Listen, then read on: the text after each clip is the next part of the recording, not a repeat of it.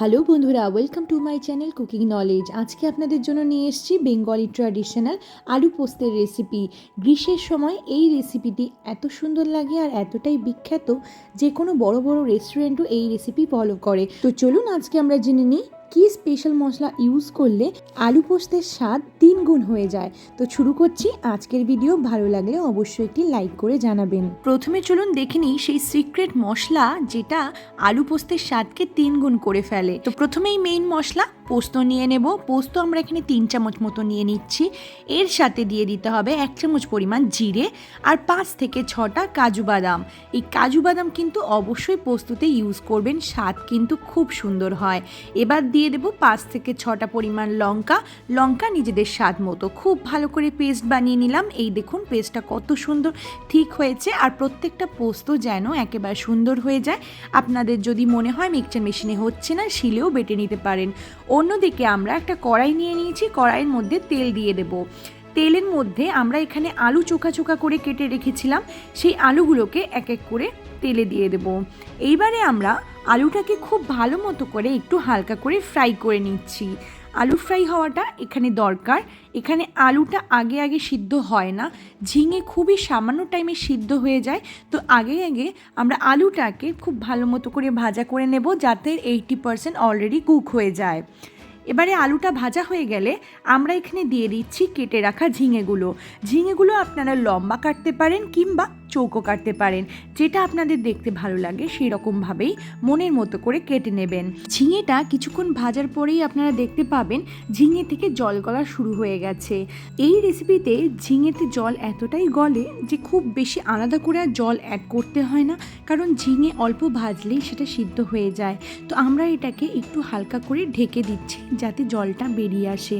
এই দেখুন জলটা হালকা ঢেকে দেওয়ার পর কিন্তু পুরো বেরিয়ে এসছে। এটাকে আমরা আলাদা করে সাইড করে রেখে দেব। তো আমাদের আলু আর ঝিঙে সামান্য ভাজা হয়ে গেছে। এবার চলুন মশলাটাকে তৈরি করে নিই। প্রথমে সেই একই কড়াইতে আমরা আর কিছুটা পরিমাণ সামান্য তেল দিয়ে নেব। সুন্দর গন্ধ আসে ফোড়নে, তাই ফোড়ন দেওয়াটা অবশ্যই দরকার। 1 চামচ পরিমাণ জিরে দিয়ে দেব।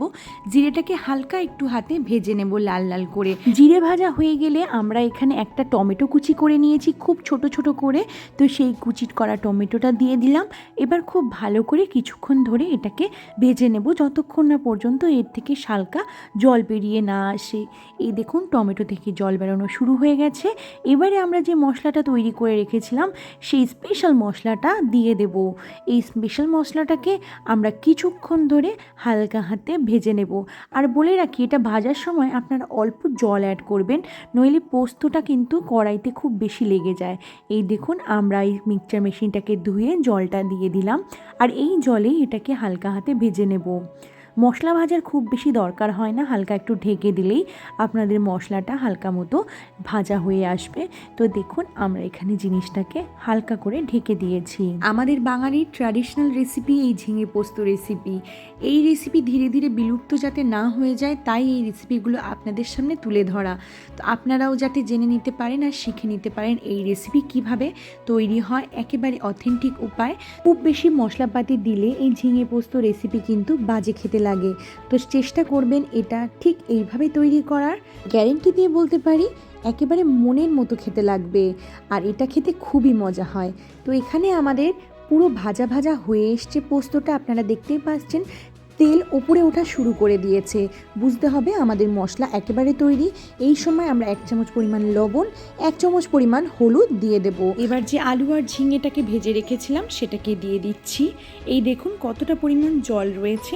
এখানে কিন্তু খুব বেশি আর আলাদা করে জল অ্যাড করতে হয় না, তাও আলুটা অল্প একটু কাঁচা থাকে বলে এটাতে হালকা সিদ্ধ করতে জল লেগে যায়। তো আমরা এটাকে প্রথমে একটু ঢেকে দেব। ঢেকে দিলে দেখতে পাবেন যে আরও কিছুক্ষণ পর আরও কিছুটা পরিমাণ জল ছাড়া শুরু করে দিয়েছে। তো এই হালকা জলের ভাপেই আপনাদের ঝিঙে আর আলু মোটামুটি সিদ্ধ হয়ে যাবে। খুব বেশি আর আলাদাভাবে জল অ্যাড করতে হবে না। শুধু যেটা করতে হবে যে একটু হালকা হাতে ঢেকে দিয়ে এইটাকে রান্না করতে হবে। এই দেখুন কিছুক্ষণ পরে আরও কিছুটা জল বেরিয়ে এসছে, আর এই জলেই আপনাদের আলু পোস্ত দুটোই সিদ্ধ হতে রয়েছে। এবার আমরা হালকা পরিমাণ জল দিয়ে দিলাম। জল দিয়ে এবার পুরো জিনিসটাকে ঘেঁটে দেব। পুরো জিনিসটা নাড়াচাড়া করা হয়ে গেলে আমরা আবার একটু ঢাকনা দিয়ে ঢেকে রাখবো 5 মিনিট থেকে 8 মিনিটের মধ্যে। 5 মিনিট থেকে 8 মিনিট পরে দেখবেন আপনাদের আলু পোস্ত কিন্তু একেবারে তৈরি। এই দেখুন কত সুন্দর হয়েছে। আরে বাকি আছে কিন্তু এখনও রেসিপির একটা স্পেশাল ইনগ্রিডিয়েন্ট, সেটা দেবো একদম লাস্টে। তো হালকা একটু আমরা চিপে দেখে নিচ্ছি আমাদের আলু পোস্ত সিদ্ধ হয়েছে কি না। হ্যাঁ, আমাদের আলু পোস্ত মোটামুটি সিদ্ধ হয়ে এসছে।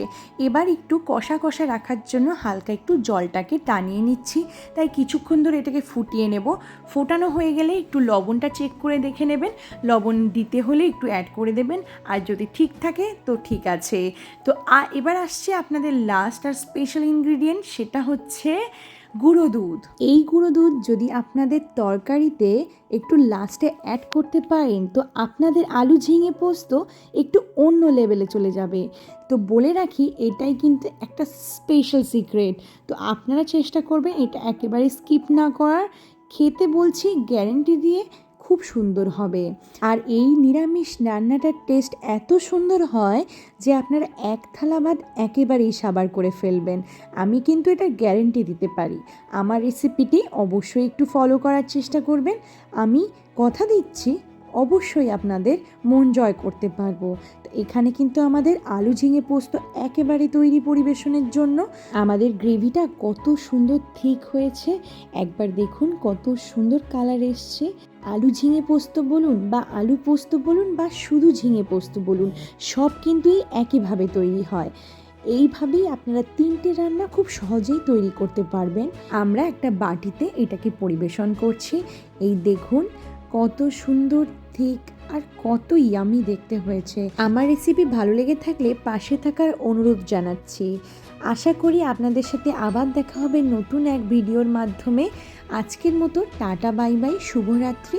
Please like, share and subscribe.